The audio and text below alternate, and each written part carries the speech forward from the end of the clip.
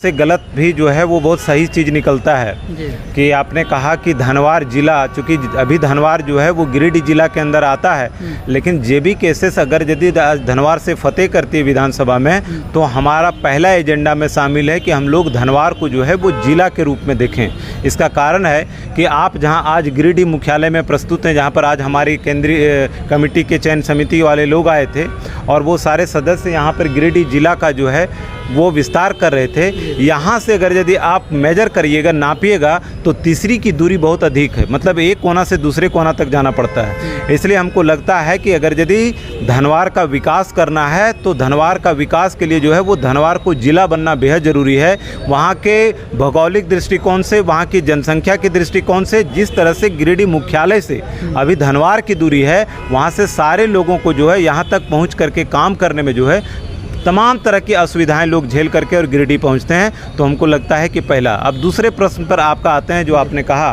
कि किस प्रकार से धनवार में जो है वो संगठन विस्तार चल रहा है। हम बताना चाहते हैं कि संगठन विस्तार जो है वो पूरे बड़ी ज़ोर शोर से चल रहा है। धनवार विधानसभा में 3 प्रखंड हैं, एक धनवार हो गया, एक गाँवा हो गया, अपना तीसरी है, और ये तीनों जगह पर जो है हम लोगों ने प्रखंड स्तरीय विस्तार कर दिया है।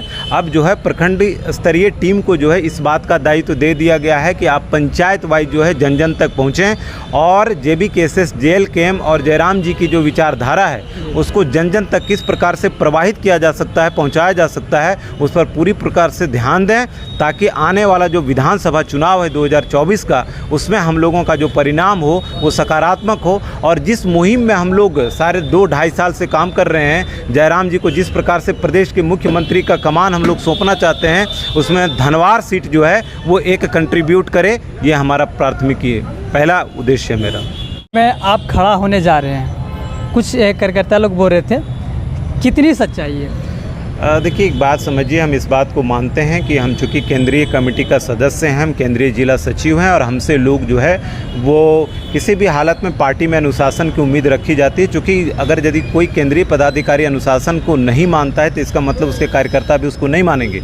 इस परिस्थिति में हम आपको बताना चाहते हैं कि चूँकि हम लोगों का एक राजनीतिक दल है, उसका कोर कमेटी है, उसका संसदीय बोर्ड है, आपके सूत्रों का, चूँकि मीडिया के पास अपना सूत्र होता है, लोगों का अपना एक इमोशन होता है और पार्टी का जो निर्णय होगा उसी निर्णय के साथ हम लोग चलते हैं। लेकिन वर्तमान में पूरे राज धनवार के तीनों प्रखंडों में जो है वो लगातार मेरे ने और वहाँ के जेबी केसेस के जितने भी सक्रिय सदस्य हैं, सारे लोगों के जो है वो नेतृत्व में लगातार प्रखंड विस्तार, पंचायत विस्तार और विधानसभा स्तरीय जो है वो विस्तार हम लोग लगातार कर रहे हैं। आपके बारे में वो एक बात सुने कि आप हमेशा समाज सेवी करने के लिए तैयार थे और समाज सेवी करते आए हैं, हमेशा एक दूसरे का मदद करते हुए आए हैं, और इस बार अगर पार्टी आपको खड़ा करती है धनवार जिला से, धनवार विधानसभा से, तो क्या आप लड़ने के लिए एक्टिव रहेंगे? तो जनता लोग की समस्याओं को समाधान करते हुए बढ़ेंगे आगे, या पार्टी में सफलता पाने के बाद समाधान करेंगे? नहीं, देखिए, आपको हम बताना चाहते हैं कि जब जेबी केसेस की शुरुआत नहीं भी हुई थी, उस समय 2018-19 की बात है, और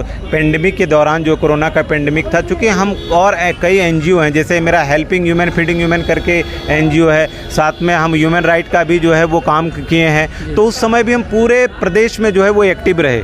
इसी बीच में जो है वो इस तरह का भाषाई आंदोलन शुरू हुआ और मैं बहुत खुशनसीब हूँ कि मुझे उस भाषाई आंदोलन से लेकर के यहाँ तक जो है वो जयराम जी के नेतृत्व में काम करने का मौका मिला। प्रदेश को एक चमकता हुआ सितारा मिला और जिसमें बदलाव करने की क्षमता है, कुव्वत है। तो हमको पूरा भरोसा है कि हम लोग एक प्लानिंग के साथ जो है वो विधानसभा चुनाव लड़ेंगे, और हमारी भी कुछ योजनाएँ हैं जिसमें से मैंने 2-3 चीज़ जो है वो महत्वपूर्ण से रखा है। आपको मैंने बताया, सबसे पहले आपको बताना चाहते हैं कि मेरी जो योजना है उसमें हमने रखा है कि राज धनवार को जो है वो जिला का दर्जा मिलना चाहिए। दूसरा हमने कहा है कि हमारे 3 प्रखंड हैं, राज धनवार है, तीसरी हो गया, गाँवा हो गया, तीनों जगह पर जो है वो विधायक के मत से जो है वहाँ पर निराकरण केंद्र खोला जाना चाहिए, ताकि किस प्रकार की सरकारी योजनाएं जो है वो जन जन तक पहुँच रही है और क्या वो सही लोगों तक जन जन तक पहुँच रही है कि नहीं, ये भी बात का जो है वो वहाँ पर पता चले, इंडेक्स बना हुआ रहे। साथ में जितना भी जन समस्या है उन समस्याओं को लेकर के और उन कार्यालय तक लोग पहुँचें, ताकि उसका जो है वो निराकरण आसानी से किया जा सके। खास बात मेरा यह है कि शिक्षा और स्वास्थ्य के ऊपर मेरा खास ध्यान है, क्योंकि आप जान पाएंगे कि धनवार में महज एक महत्वपूर्ण अस्पताल है, रेफरल अस्पताल धनवार, और आप जब भी वहाँ रात 10 से 11 बजे पहुँचेंगे तो डॉक्टर तो नदारद मिलेंगे ही, साथ में सुविधाओं की भी बहुत कमी है। इसके साथ जो है धनवार का तीसरी का आप क्षेत्र देख लेंगे, गाँव का क्षेत्र देख लेंगे, इसके बीच में आपको जो है वो बहुत सारा जो सरकारी ज़मीन है वो खाली है। हमको लगता है कि शिक्षा के स्तर पर वहाँ पर केंद्रीय विद्यालय, इंजीनियरिंग कॉलेज, मेडिकल कॉलेज जैसी सुविधाएं उपलब्ध होनी चाहिए और साथ में जो है वो शिक्षा व्यवस्था में टेक्निकल एजुकेशन आना जरूरी है। मुझे लगता है कि हर पंचायत या 2 पंचायत में एक जोन में बांट करके वहाँ पर गई टेक्निकल लाइब्रेरी जो अगर इंट्रोड्यूस किया जाए, ताकि गरीब गुरुआ जो लोग हैं, जिनके बच्चे माने जिनके गार्जियन ज़्यादा अधिक पैसा नहीं खर्च कर सकते हैं, उन सारे लोगों को पढ़ने लिखने की सुविधाएँ जो है वो उपलब्ध हो सकें। अब हमेशा समाज सेवा करते आए हैं, लोगों के बीच में रहे हैं, जनता लोग से क्या आपको प्यार मिलता है, क्योंकि आप एक राजनीतिक में उतरने जा रहे हैं, तो जनता लोग का क्या आता है उधर से, क्या मिलता है उधर से, आप लोग का रिस्पॉन्स क्या आता है? देखिए एक बात समझिए, आप जिस प्रकार की परिस्थिति रहती है लोग उसी तरह से लोग एक्सेप्टेंस भी देते हैं। हम तमाम धनवार जनता का जो है वो पूरे झारखंड की हम बात करेंगे कि बहुत ही आभारी हैं, क्योंकि हम शिक्षा से जुड़े हुए रहे और शिक्षा से जुड़ने के साथ जो है चूँकि हम खुद MBA हैं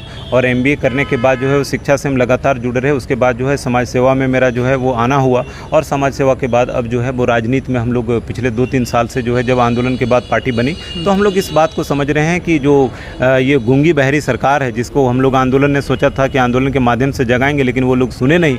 इस परिस्थिति में हम लोग मजबूर होकर के राजनीतिक दल के रूप में उभरे हैं और पूरा प्रयास हम करें। जिस तरह का रुझान राज धनवार में देखने के लिए मिल रहा है, धनवार विधानसभा में मिल रहा है, तमाम जनता का प्यार मिला है, जिस तरह का जन समस्या हम लोग लगातार उठा करके लोगों के बीच में लोकप्रिय हो रहे हैं, हमको पूरा भरोसा है कि 2024 का जो परिणाम आएगा वो बहुत ही सुखद होगा और JB केसेस का जो है वो सकारात्मक स्थिति जो स्पष्ट होने वाला है 2024 में, वो पूरे प्रदेश में देखने के लिए मिलेगा। धनवार जिला में क्या क्या मुख्य समस्या नज़र आ रहा है? धनवार विधानसभा में क्या मुख्य समस्या नज़र आ रहा है? मुख्य समस्याएं वहाँ पर आपको बताइए कि जिस प्रकार से हम लोग इस तरह से देख रहे हैं कि जहाँ पर भी आप जाएंगे वहाँ पर मुख्य रूप से 2-3 चीज़ों का दिक्कत है। पहला तो आपको मैंने कहा कि स्वास्थ्य को लेकर के धनवार में किसी तरह का कोई व्यवस्था नहीं है, उद्योग नीति को लेकर के किसी तरह का कोई व्यवस्था नहीं है। साथ में आपको ये भी हम बताना चाहते हैं कि सरकार के पास ही किसी तरह का औद्योगिक नीति नहीं है और सबसे ज़्यादा बड़ी समस्या जो आप धनवार में देखने के लिए मिलेगा वो है प्रवासी मजदूरों का।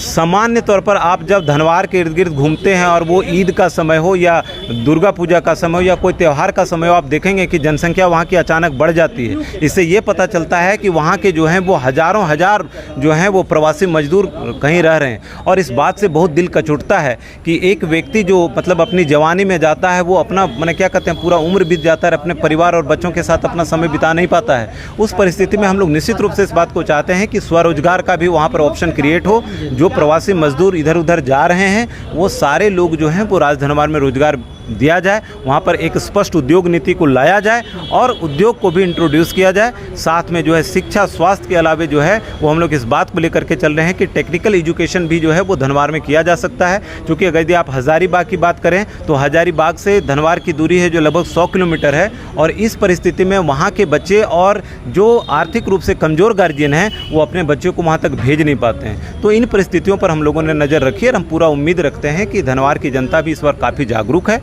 और जागरूक होकर के इस बार जो है वो वोट करेंगे। लास्ट सवाल, एक से फैलाने की शुरुआत कर दी है या टिकट मिलने के बाद करेंगे? नहीं, हमने बहुत पहले ही कर दिया है। अभी नहीं, जब हम लोग लोकसभा में थे उसके पहले भी जो है हम लोग अपने विचारधारा को जो है वहाँ पर फैला रहे थे लोकसभा चुनाव में। और इन चीज़ों से जब आप एक संगठन का व्यक्ति होते हैं तो इन चीज़ों से कोई फ़र्क नहीं पड़ता है चुनाव कैसे लड़ा जाता है नहीं लड़ा जाता है।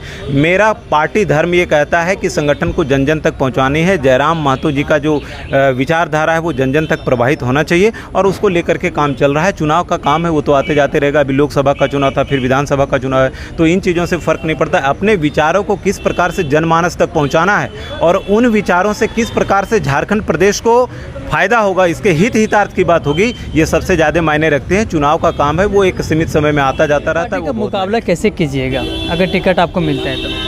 देखिए एक बात समझिए, हम लोग एक किसी इंडिविजुअल एक उम्मीदवार के तौर पर चीज़ों को नहीं देख रहे हैं। हम लोग पूरे झारखंड में इस बात को देख रहे हैं कि किस प्रकार से जयराम जी की विचारधारा और जो नई नवेली अभी हम लोगों की राजनीतिक दल बनी है वो लोगों तक पहुंची। आपको एक बात बताना चाहते हैं कि हम लोगों का खास बात क्या है कि हम लोग संसाधन सीमित पार्टी और पूरे झारखंड में आपको विश्वास दिला रहे हैं, डंके की चोट पर हम कह सकते हैं कि पूरे प्रदेश में जो है इस बार जनता चुनाव लड़ रही है। पहली बार ऐसा होगा कि प्रदेश में पूरा जनता चुनाव लड़ेगी और JB केसेस के लोग जो हैं उनका समर्थन करेंगे। अभी तक एक ये पैटर्न चलता था कि लोग शराब और पैसे के दम पर जो है वो चुनाव लड़ते थे। पहली बार जनमानस पूरी तरह से अवेयर है और ये जो जागरूकता फैली है इसमें माननीय जयराम जी का जो है वो बहुत बड़ा हाथ है जन जन तक पहुँचता। तो हम लोग दो ही बात लेकर के चल रहे हैं कि हम लोगों को किसी से मुकाबला नहीं करना। हम लोग एक बात मान के चलते हैं कि हमारे विधानसभा क्षेत्र में चाहे कोई भी व्यक्ति हो, इस बात को लेकर के चलिए कि जनता ही जो है वो नेता को बनाती है।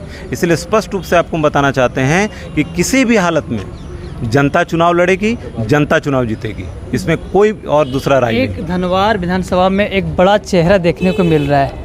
बड़ा चेहरा कितना इफेक्ट करता है दूसरे पार्टी के प्रति? नहीं, देखिए, बड़ा चेहरे की बात नहीं है। चेहरे को आप एक तरह से देखिए, जब हम लोग किसी भी क्रांतिकारी आप राजनीतिक दल की बात करेंगे तो वो किसी साइज के ऊपर निर्भर नहीं करता है। हम लोग एक बात मान करके चलते हैं कि माननीय बाबूलाल मरांडी जो है वो कभी उनकी रीढ़ की हड्डी राजनीति में सीधी नहीं रही है। चाहे आप मुख्यमंत्री बनने की बात करें, जब वो मुख्यमंत्री बने तो अल्पकाल के लिए ही वो मुख्यमंत्री बने, क्योंकि उनका जो निर्णय लेने का क्षमता रहा वो कभी भी सटीक नहीं रहा। उसके बाद उन्होंने अपना दल अलग बनाया और दल बनाने के बाद उन्होंने संघर्ष किया और टोकरी भर भर करके बीजेपी को गालियां दी। लेकिन जब उनको अवसर मिला, जब उनको लगने लगा कि उनके हित के लिए कोई काम हो सकता है, तो जो व्यक्ति ये कह रहा था कि कुतुब मीनार से कूद जाएंगे और हम बीजेपी में नहीं जाएंगे, उन्होंने तुरंत हाथ थाम लिया है। तो इससे ये पता चलता है कि उनका जो समझ है वो एक, देखिए, वो हमसे बुजुर्ग हैं, हम उनका सम्मान करते हैं, लेकिन एक राजनीतिक के तौर पर, एक झारखंडी के तौर पर हमको लगता है कि उन्होंने झारखंडियों को आज तक दगा दिया है। इसलिए हम लोग चेहरे के ऊपर नहीं जाकर के विचारधारा पर चुनाव लड़ रहे हैं और हमको पूरा भरोसा है कि 2024 में जो आने वाला समय का परिणाम होगा उसमें धनवार विधानसभा में जेबीकेएसएस निश्चित रूप से फतेह करेगी। ये जनता की आवाज़। चलिए, धन्यवाद। बहुत बहुत धन्यवाद।